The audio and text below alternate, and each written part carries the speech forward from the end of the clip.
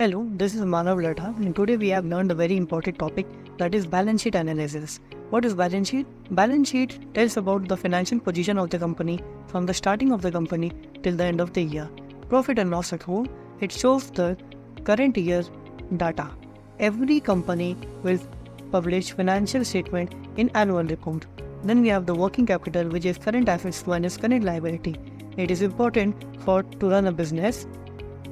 Then we have the profit and loss account analysis or statement. There is no difference, it is only of the format and the structure preparation. It is the comparison between previous year and the current year. It tells about the gross profit and the net profit margin. Tricks of financial statement. Revenue growth more than 15%, it seems growth well. Gross profit margin and net profit margin is growing more than 18%, 8% per year. Profit and loss account, EBIT should be better than the previous year.